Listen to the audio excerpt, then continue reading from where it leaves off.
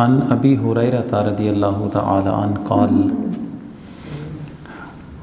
قال رسول اللہ صلی اللہ علیہ وسلم من حسن اسلام المرء ترکہ ما لا یعنیہ۔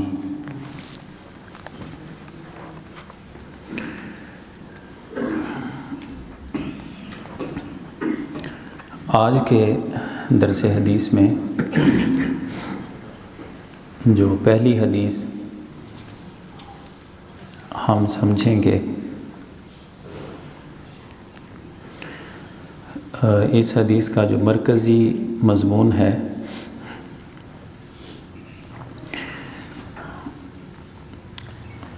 وہ یہ ہے کہ کسی بھی آدمی کے اسلام کی بہترین خوبی کیا ہوتی ہے۔ آپ سمجھتے ہیں نا کہ اللہ کے حضور بندے کو جو سرخرو کرنے والا عمل ہے وہ تقویٰ ہے، پرہیزگاری۔ تو اس میں بھی در حقیقت اسی تقویٰ کا جو بہترین ایک کسی بندہ مومن میں جذبہ پیدا ہو سکتا ہے، تو اس حوالے سے ارشاد فرمایا گیا ہے۔ حضرت ابو ہریرہ رضی اللہ تعالیٰ عنہ اس حدیث کو بیان کرتے ہیں کہ حضور سید عالم صلی اللہ علیہ وسلم نے ارشاد فرمایا کہ آدمی کے اسلام کی خوبی یہ ہے کہ وہ لا یعنی کام چھوڑ دے۔ لا یعنی مطلب ایسا کام کہ اخروی لحاظ سے اس کا کوئی فائدہ نہیں ہے، آخرت میں اس کام کا کوئی فائدہ نہ ہو، لا یعنی ہے۔ تو اسلام کی بہترین جو کسی بھی آدمی کے اسلام کی خوبی ہے وہ یہی ہے کہ وہ لا یعنی کام چھوڑ دے۔ اچھا، یہ حدیث محدثین نے اپنی کتابوں میں درج کی ہے، اور اس حدیث کی اہمیت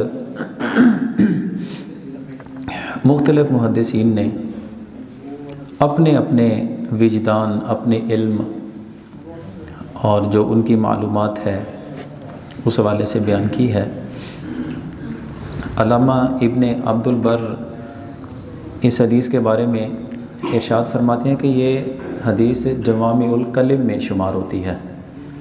جوامع الکلم کہتے ہیں ایسی حدیث کہ جس میں الفاظとبہت کم ہوتے ہیں لیکن ان کے معانی، ان کے مفاہیم اور ان کے اندر پیغامات بہت وسیع ہوتے ہیں۔ اور علامہ ابن عبد البر مزید لکھتے ہیں کہ یہ جو حضور صلی اللہ علیہ وسلم نے فرمایا کہ آدمی کے اسلام کی خوبی لا یعنی چیزوں کو چھوڑ دینا ہے، تو فرمایا کہ یہ ایسا کلام ہے کہ حضور سے پہلے کسی کی زبان پہ نہیں آ سکا۔ اور ابن قیم الجوزی لکھتے ہیں کہ اگر ہم ورع کی بات کریں، یعنی تقویٰ اور پرہیزگاری کی، تو حضور صلی اللہ علیہ وسلم کے اس جملہ مبارک میں تمام کا تمام تقویٰ اس ایک جملے میں حضور صلی اللہ علیہ وسلم نے بیان فرما دیا۔ اس لیے کہ جب یہ فرمایا کہ لا یعنی کاموں کو چھوڑنا یہ اسلام کی خوبی ہے۔ لا یعنی کام، اب جتنے بھی انسان کی زندگی میں کام ہے، چاہے وہ کچھ بولتا ہے، چاہے وہ دیکھتا ہو، چاہے سنتا ہو، لین دین کرتا ہے، چلتا پھرتا ہے، الغرض سوچتا ہے، حتیٰ کہ اس کے ظاہری اور باطنی جتنے بھی معاملات ہیں، کسی بھی معاملے میں جو معاملہ بھی لا یعنی ہو اسے چھوڑ دینا یہ اسلام کی خوبی ہے۔ مطلب کہ شروع میں نے عرض کیا کہ لا یعنی کام اسے کہتے ہیں کہ اخروی لحاظ سے کوئی فائدہ نہ ہو۔ اس کا مطلب یہ ہوا کہ اگر کوئی بندہ کوئی ایسے لفظ بولتا ہے اخروی لحاظ سے کوئی فائدہ نہیں ہے، یہ لا یعنی ہے۔ بندہ کوئی بھی لین دین ایسا کرتا ہے کہ اخروی لحاظ سے کوئی فائدہ نہیں ہے، سنتا ہے اخروی لحاظ سے کوئی فائدہ نہیں ہے، اس کا دیکھنا جس میں کوئی عبرت کا سامان نہیں ہے، آخرت کا کوئی نفع نہیں ہے، تو زندگی کا کوئی بھی ایسا معاملہ جو اخروی لحاظ سے فائدہ مند نہیں ہے وہ لا یعنی ہے، اور حضور نے فرمایا کہ اس لا یعنی کام کو چھوڑنا، یہ چھوڑنا آدمی کے اسلام کی خوبی ہے۔ اس کی اہمیت کا اندازہ ہمیں چلے میں ایک قول ہے حضرت امام حسن بصری رضی اللہ تعالیٰ عنہ کا، اسی ضمن میں عرض کرتا ہوں۔ آپ فرماتی ہیں کہ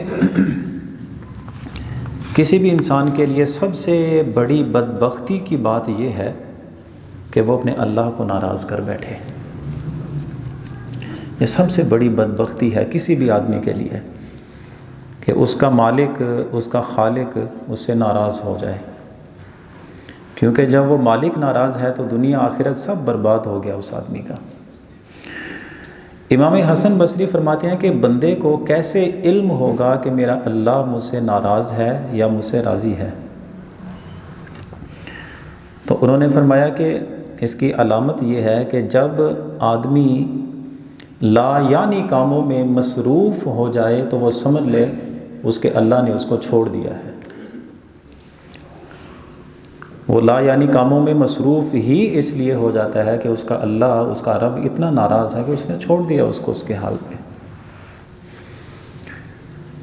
اللہ اکبر۔ اور حضرت معروف کرخی رحمۃ اللہ علیہ بیان کرتے ہیں کہ بندے کا ہر عمل جو اللہ کی بارگاہ میں پیش ہوتا ہے تو زبان سے نکلے ہوئے ایسے کلمات جو لا یعنی ہوں، جب اللہ کے پاس پہنچتے ہیں تو در حقیقت اس بندے کو رسوا لکھ دیا جاتا ہے۔ یعنی یہ کلمات لا یعنی اس بندے کو اللہ کے نزدیک رسوا کر دیتے ہیں۔ یعنی کوئی بھی ایسی بات کرتے ہیں اخروی لحاظ سے جس کا کوئی فائدہ نہیں ہے۔ حضرت لقمان علیہ السلام سے پوچھا گیا کہ آپ کو جو فضیلت اور کمال ملا ہے تو کس سبب سے؟ کہنے لگے 3 باتیں ہیں میرے اندر جس وجہ سے اللہ نے مجھے اتنا نوازا ہے۔ پہلی بات یہ ہے کہ جب بھی بولتا ہوں تو سچ بولتا ہوں، اس سچائی کی وجہ سے۔ دوسری بات یہ کہ جب میرے پاس امانت رکھی جاتی ہے تو میں خیانت نہیں کرتا۔ اور تیسری جو بات ہے، سبب ہے، فرمایا کہ میں نے اپنی زندگی سے لا یعنی کام سارے ختم کر دیے ہیں۔ تو یہ 3 جو میری عادتیں بن گئی ہیں، انہی عادتوں کی وجہ سے اللہ تعالیٰ نے یہ فضیلت عطا فرمائی ہے۔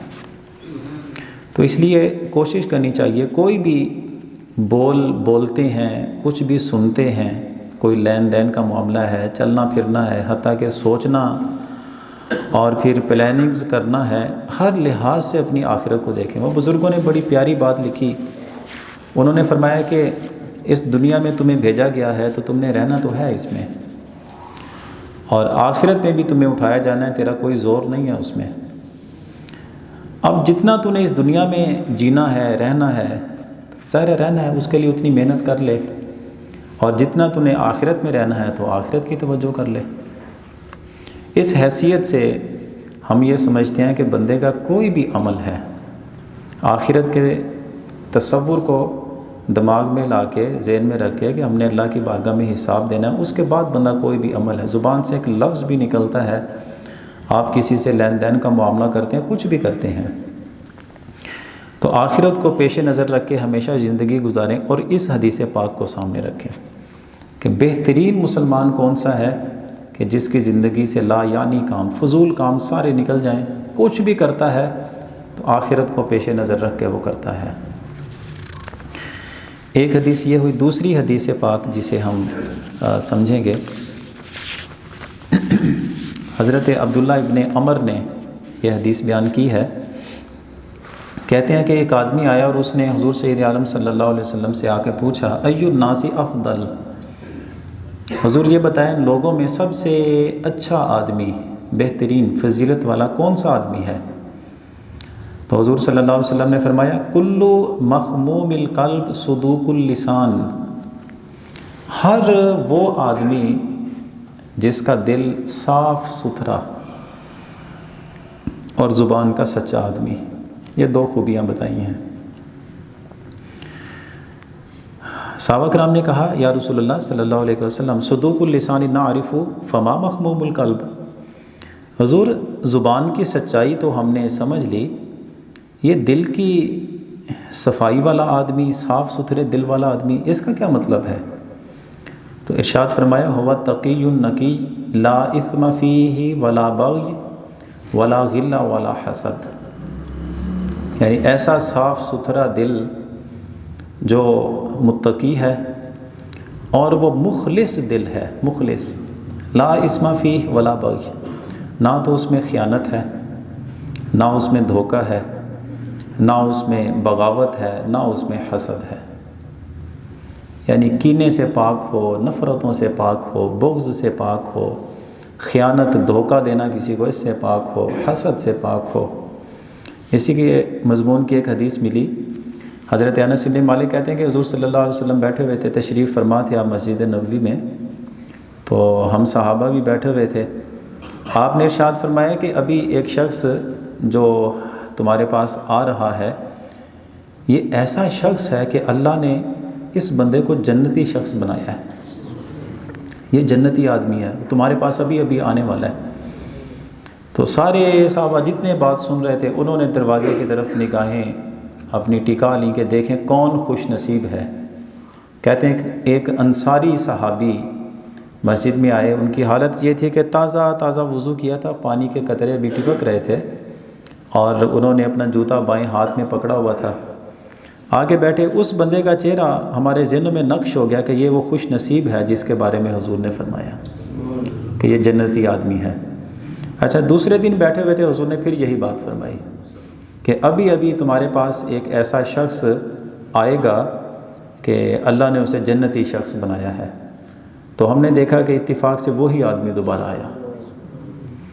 اب ہمارے اعتقادات جو تھے اور پکے ہو گئے کہ یہ تو واقعی خوش نصیب آدمی ہے، 2 مرتبہ اس نے بشارت پالی ہے۔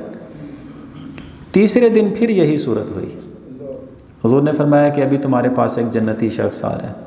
تھوڑی دیر کے بعد دیکھا تو وہی شخص دوبارہ اسی حالت میں آیا۔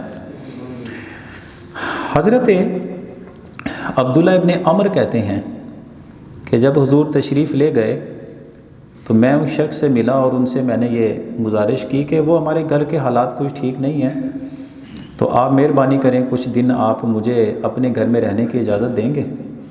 اور نیت یہ تھی کہ میں دیکھوں تو صحیح کہ اس بندے کے اعمال کیا ہیں جس کی وجہ سے 3 دن مسلسل اس بندے نے جنت کی بشارت پائی ہے۔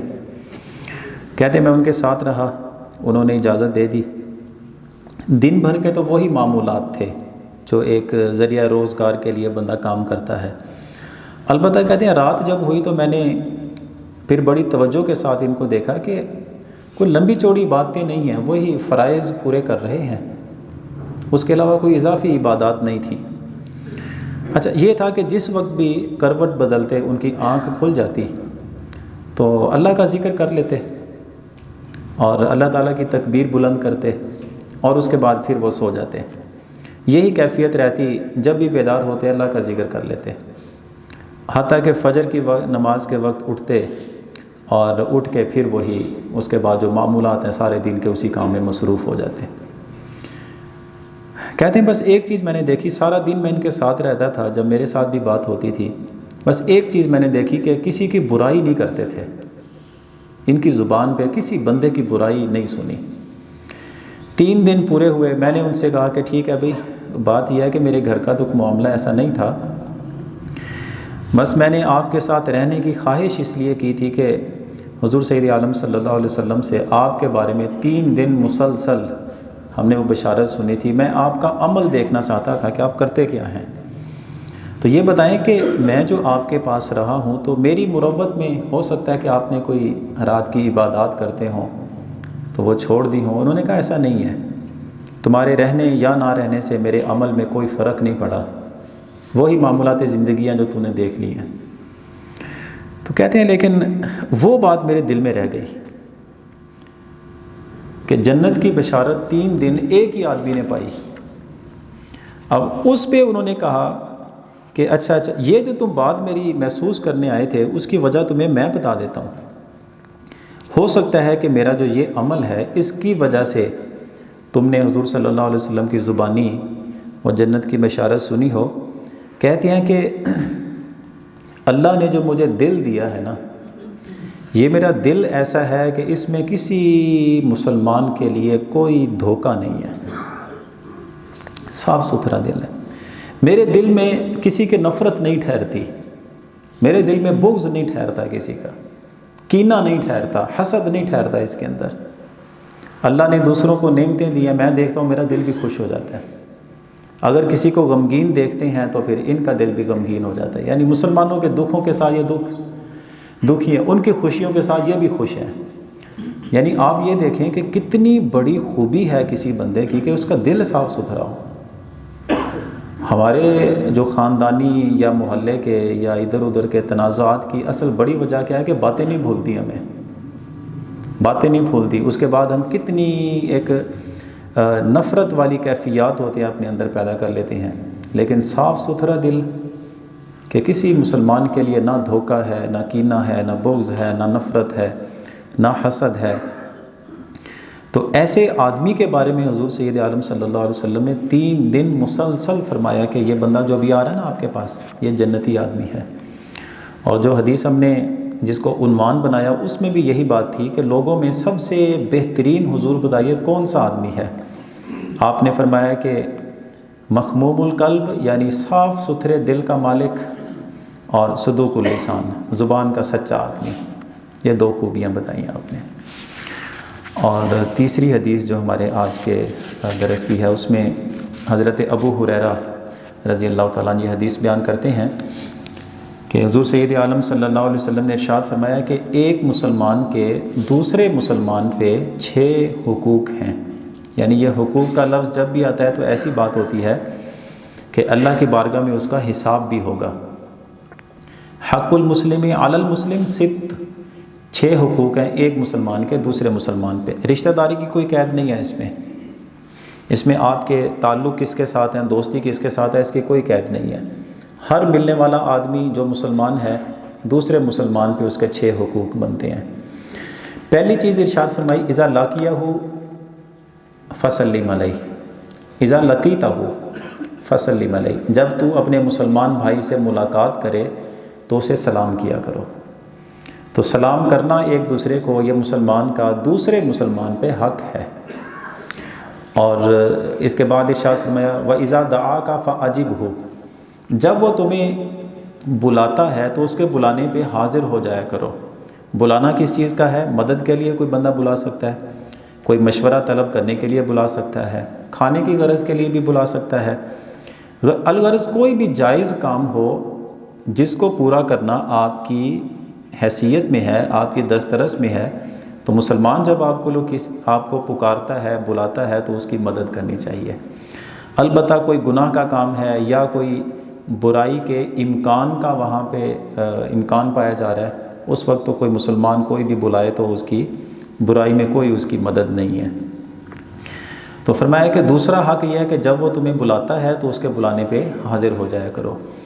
وَإِذَا اسْتَنصَحَكَ فَانصَحْهُ، جب وہ تم سے کوئی نصیحت کی بات پوچھتا ہے تو پھر اس کو نصیحت کرو۔ یعنی خیر خواہی کا اس میں ایک جذبہ ہے جو بتایا جا رہا ہے کہ اپنے مسلمان کے لیے خیر خواہی کا جذبہ اپنے اندر پیدا کریں۔